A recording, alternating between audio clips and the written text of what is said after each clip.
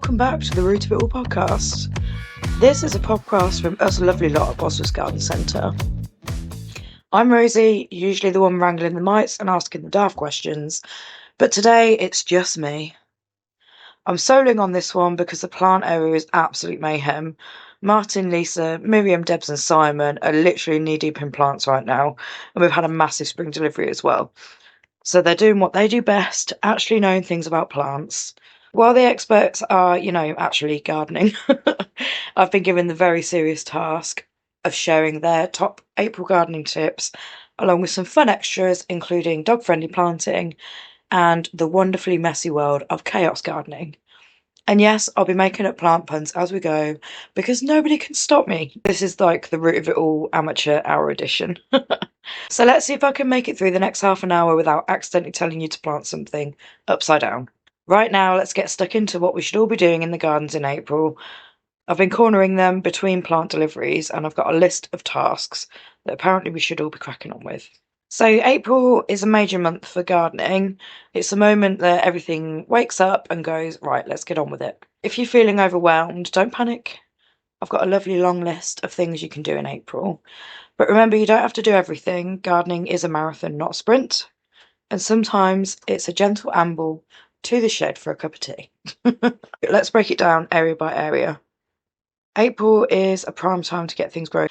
So if you're growing your own food or want to give it a go, then this is when you get to play Mother Nature. Things to sow directly into the ground now includes carrots. So you can go for the early varieties. They like free draining soil and don't enjoy being transplanted. So straight into the final home, no messing about. Beetroot's really easy. They're like a sunny spot and can handle a bit of cold. We've got parsnips. They're a long grower, so it's best to get them going now. Plus, they're almost entirely fuss-free. Lettuce and salad leaves. So you've got cut and come again, personally my favourite. It's literally endless salads. Perfect for pretending you're healthy. Radishes are mega speedy, so you'll be having them in about 3 or 4 weeks. If the weather's good, which it has been. Peas, they love cooler temperatures. Give you something to train up a frame, so if you've got an area in your garden that you want to cover up, or you want to have them going up a fence or a frame or something like that, it's perfect. Things to start indoors, we've got tomatoes, chilies and cucumbers and courgettes as well. So they can be started in the house, on the windowsill or in your greenhouse, and don't put them outside yet until we've got a completely minimal risk of frost out there. Because it's April, it could still snow. It did, it snowed a few years ago when we had all those snowdrifts. That was April. I've got an extra tip here. When sowing, label everything. Unless you enjoy the mystery, which I do. We've got handy plant label packs in store, which I bought recently, and they've been a bit of a godsend, to be fair. We do have one mystery pot going, which I remembered yesterday is a tomato. So for borders and beds, we're going to talk flowers and perennials. Now's the time to get the flower power sorted. So at the minute we can deadhead the spring bulbs if they've gone over, like your daffodils and your tulips, once they've finished blooming, but don't cut the leaves. They're still doing the important bit. So leave the leaves, cut the flower heads off. You can divide your perennials like hostas, asters and daylilies if they're getting too crowded. So you can give them a bit more leg room, and it's like free plants as well because you can spread them out in your garden. Perfect. You can plant your hardy annuals as well. So we've got cornflowers, calendula, did I say that right? Poppies as well. So they can handle the chill, and they give you beautiful blooms over the summer. I can vouch for that. I've got some in the front garden and they are stunning. I've also got a little bonus job for you here. If you're like me and your border edges have lost their shape over winter, you can edge them now and it's oddly satisfying. So it makes the whole garden look neater with minimal effort, like the gardening version of putting your hair in a sleek ponytail. Also, for anyone that's got a bit more shade in the garden, hostas and asterbels. Did I say this right? The the feathery ones. The plant team are going to laugh when they listen to this. They can be planted now. I actually had a really good success rate with hostas until I discovered that slugs love them even more than I do. I was absolutely devastated. I come out in the garden one morning and they are gone. So make sure if you are going to go for something like hostas that your slug control is on point. Now's also a good time to think about summer flowering bulbs. Like you've got your gladioli and liliums. Liliums? The big trumpet ones that smell really nice. Again, plant team gonna laugh at me. But you abandoned me, guys. I'm winging this one on my own. Also, hanging baskets. April's a good time to start planting them with trailing lobelia, petunias, and verbena. So, again, just keep them protected from frost until May, which we're nearly there. We're very nearly there. I also want to talk a bit about lawn love for April. The grass is starting to grow and it's time to show your lawns some love. Now you can start mowing the lawn regularly, so don't do it too short yet. Keep your mower blade on a higher setting, otherwise this can shock the lawn. It's a good time to feed the lawn with a spring fertiliser, helps it green up and recover from the winter, and also reseed any bare patches, so you can aerate the soil a little, sprinkle on the seed, press it down and add some water. So it's super simple. Anything you might need, we've got seed, fertilisers, everything in store, so you can always pop in, speak to one of the team if you're not sure. We are going to move on now to general garden jobs and maintenance. So the first one, super important, weeds, weed patrol. Weeds are sneaky in April. They look innocent, but if you leave them, they're literally going to throw a rave in the borders. So try to get them while they're small. You can go full on goblin mode, rip them out, get them gone. Mulching your beds. We spoke in a podcast before about the benefit of mulching.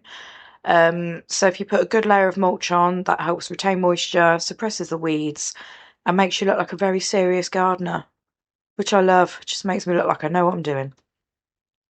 Clean your tools and your greenhouses. Yes, it might be a boring job, but in the future you will be grateful. And also get a decent glass cleaner, and it's such a satisfying job.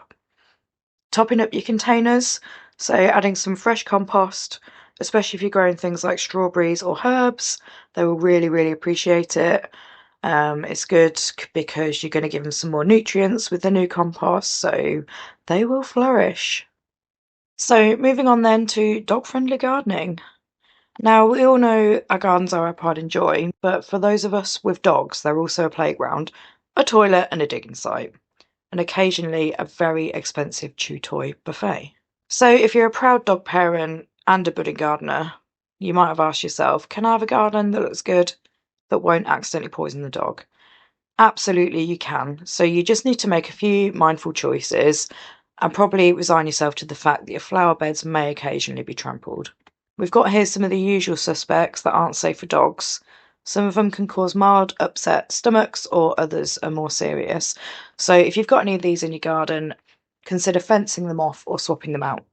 First up, we've got daffodils, especially the bulbs. Lovely in the spring, but really toxic if they eat them. Foxgloves are beautiful but dangerous. They can affect the dog's heart if ingested.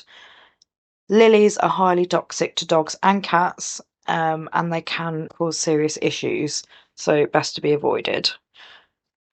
The yew plant, every part of it is poisonous, especially the berries, so definitely want to avoid. Ivy can cause upset stomach and skin irritation. Laburnums, absolutely beautiful, it's one of my favourites, but they are very toxic. Autumn crocus, hydrangea, and bluebells are also on the no-go list. So it doesn't mean you have to dig them up straight away, but just be precautious. Especially if your dog's a digger, a chewer, or a plant nibbler, it's better to avoid them. Here's the good bit though, there's plants that you can fill the garden with without worrying. First up, sunflowers, bright and happy, dog safe. And they're also brilliant for pollinators. Snapdragons, absolutely beautiful, so they're gentle, colourful, and great for kids and pets. Camellias, evergreen, elegant, and beautiful, and very safe. Roses, thorns aside, are pet friendly. Marigolds are useful in companion planting and are safe for dogs. Fuchsias are great as well, totally non-toxic. We've got cornflowers, a chaos garden staple, and they're really safe for pets. Bamboo, the non-invasive ones, are very safe and make a good screener border. So you can still create a beautiful vibrant bed with these options that your dog can snuffle around in. We've got some other dog-friendly design tips here. There's a few tweaks that can help make the garden fabulous and friendly. I've got number 1, paths for zoomies. Dogs often create their own routes through the garden, usually the most direct one through the border. If you place little bark paths or gravel trails where they run, you can totally embrace the chaos. If you raise your beds and containers, it can help keep them out of reach for dogs.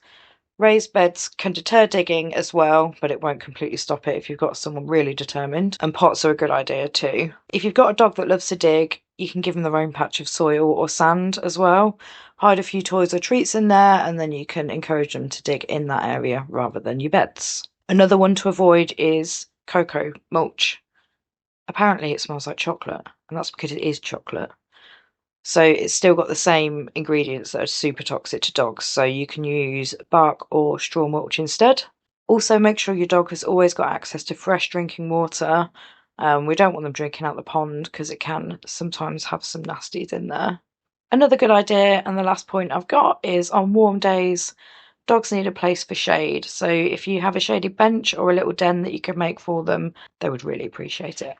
Next up, we've got herbs that are good for dogs. So we've got some on here that are not only safe, they're actually beneficial. We've got parsley in small amounts is fine and can freshen the breath. Basil's got anti-inflammatory in it and is non-toxic. Rosemary is safe and it smells incredible. Thyme is a lovely dog-friendly addition to any herb garden as well. You can even grow a pet patch with grass and herbs and a few safe flowers, so your dog has space to explore and sniff. It's like a sensory garden just for your dog.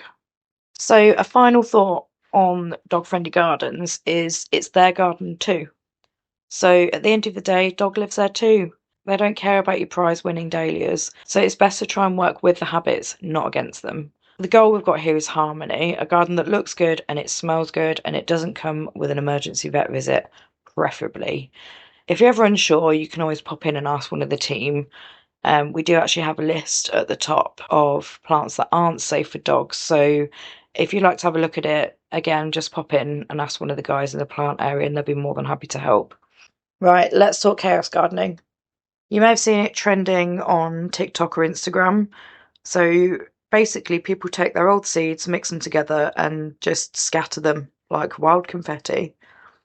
In simple terms, it's more relaxed, a natural approach to gardening that essentially throws traditional gardening rules out the window. It's planting with abandon. You mix your leftover seeds, flowers, herbs, veg, or whatever, toss them into a prepared patch of soil, water, and wait.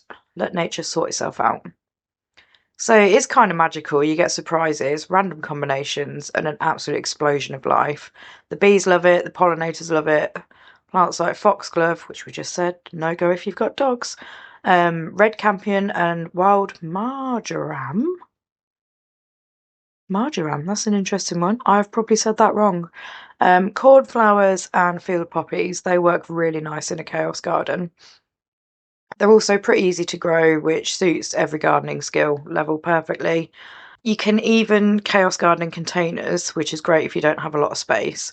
Or if you're like me and you're just like shaking things in a tin and shouting, let's go!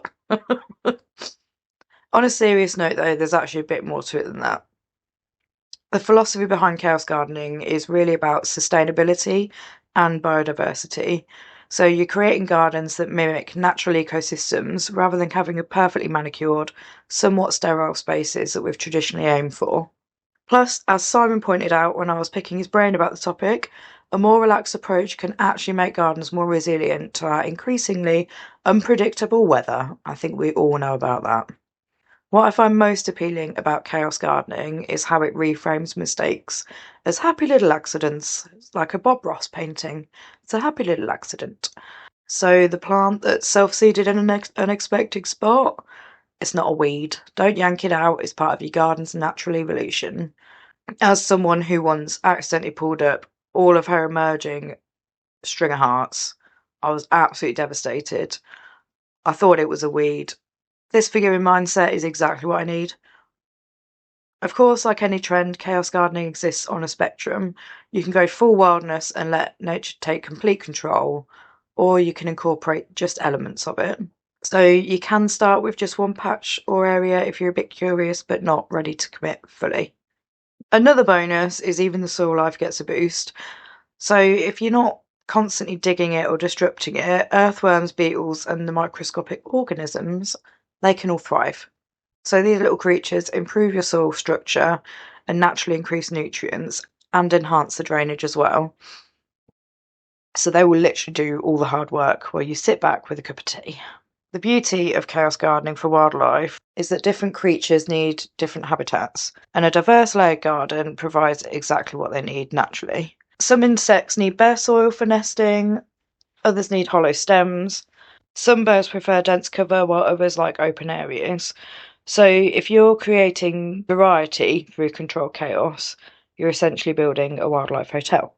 For British gardens especially, creating these havens is increasingly critical because we've lost so many wild spaces to development, and our gardens collectively form an enormous potential for a nature reserve. So your chaotic little patch might actually be part of something bigger and much more important. Well, I think that's all from me today. Hopefully I've done the team proud, or at least not told you to plant anything upside down, which I don't think I have. If you're feeling inspired, go plant a seed or weed a bed, or just walk around the garden and admire a worm. Whatever level you're at, you're doing great. If you've got any questions, come and say hi to the team. They're always happy to give advice, help you plan a border, or even just talk about compost. Next time, I'm going to try and wrangle the team back behind the microphone. Until then, you've got me and my lovely chaotic moods. Thank you for listening to The Root of It All. I'm Rosie, your accidental plant guide. Stay green, stay growing, and don't eat the mulch.